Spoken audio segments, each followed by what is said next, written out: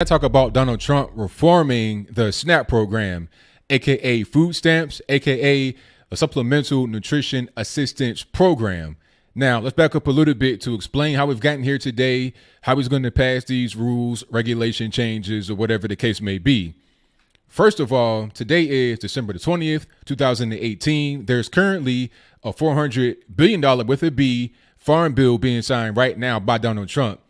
In this farm bill, the changes to SNAP were originally in it. It passed the House, but once it got to the Senate, it got stonewalled. So the current bill right now has 0 changes to SNAP.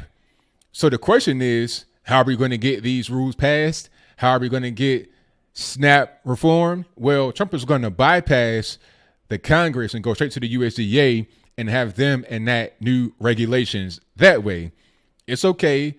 It's perfectly legal. That's what we're going to do.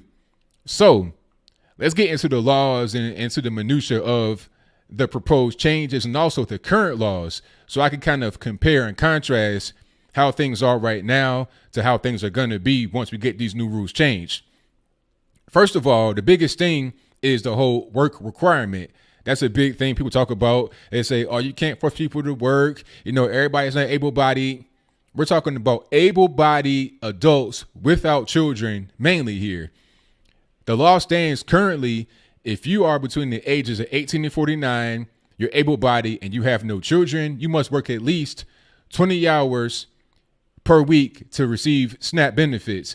If you don't work 20 hours per week, you're allotted 3 months within the 3-year period to receive food stamp benefits. So basically, if you lose your job, you quit your job or whatever, and you got a little bit of time in between jobs, you're able to have 3 months total time in the 3-year period to not work and receive your food stamp benefits. States, however, have several ways to work around this. First of all, as the law currently is, if you live in a state that has over a 10% unemployment rate or a severe lack of sufficient jobs, you're able to bypass those work requirements with a waiver. So you can go to the place, like let's say you in some real poor state, you can't find a job or you don't want to work. You can go down to the welfare, apply for a waiver and be able to get it and don't work at all and just collect benefits. That's the way I read it. And if I'm wrong about that, let me know in the comments below. Also, all states have up to a 15% allotment of its eligible adult workforce to issue extensions to without a waiver. So this is beyond just poverty, you can't find a job or whatever. 15% of the eligible adult workforce can get a waiver, an extension to their benefits. And on top of that, the 15% stacks if it's not used. It's like rollover minutes on your cell phone back in the day. You know, if you had 100 minutes and you only use 75 and you get it month to month, you can get another 100 minutes the next month and then you got 125 from the previous. These benefits would stack, I think, every year or two. So it was stockpile. You can use it later. Now, the changes that are proposed are, rather than the ages being between 18 and 49 for the 20-hour per week requirement, it'll be 59.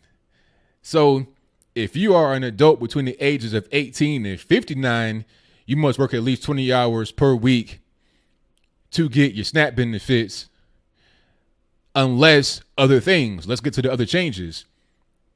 Like I said, the way it is right now, you're able to get, if you have a 10% or more state unemployment rate, you're able to get waivers.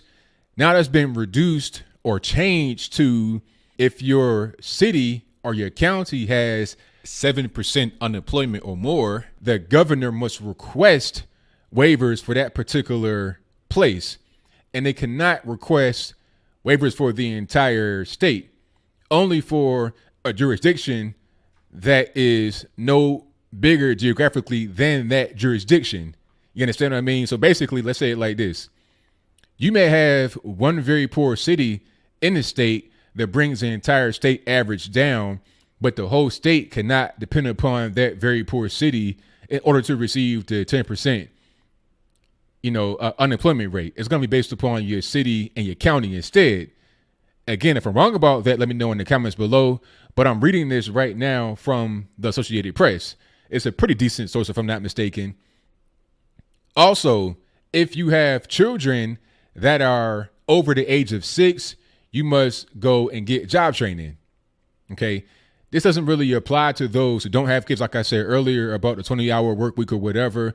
As the law stands right now, if you don't have kids, you got to work at least 20 hours. If you have kids, I'm not really sure how that works out. Maybe you don't need to work or whatever it is, but you must have job training if you have kids that are over the age of 6. Obviously, kids that old will be able to go to school. Therefore, you wouldn't need to be at home watching them throughout the day. If you're at home all day on Facebook or whatever, chilling with your baby, once they get to be 6 years old, they're going to be in school. So what are you doing at home anyway? Go get job training. That's how it's going to be. And I think there's actual money earmarked for the job training, so there's no excuse. Now, of course, you already know there is going to be kickback as a result of these rule changes. People talking about you're going to have kids out there starving, parents are struggling to work and things are more expensive. But I think this is a good thing.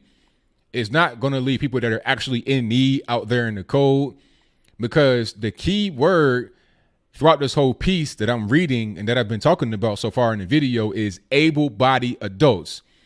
We ain't talking about elderly people, disabled people, people that really need the assistance are going to continue to get it. But if you are able-bodied at home, chilling, watching videos on WorldStar, playing on Facebook all day, you can go out there and do something. And I think a lot of people are being held back by their dependence upon the system. If you live in a bad state that has high unemployment, meanwhile, you got jobs all around you, you don't want them, and you're taking advantage of that system, it's causing arrested development. We don't need that in our society. We don't need a bunch of lazy people depending upon the government while the rest of the world is passing us by. China's whooping our hind parts right now. India is doing the same thing. European nations, Japan's whooping our hind parts. South Korea's whooping our hind parts. We don't need to have a lazy populace. And we can't afford that if we're going to compete globally. And regardless of whether you're trying to compete or not, what about your own self-pride, your dignity? Do you really want to be sitting on your hind parts on the dole while you do nothing, while you don't even try to improve your life? I don't think so. This is going to be good. Job training them all with, cutting down the people that are on food stamps them all with. I know not everybody that's on food stamps is lazy, which is why I say able-bodied.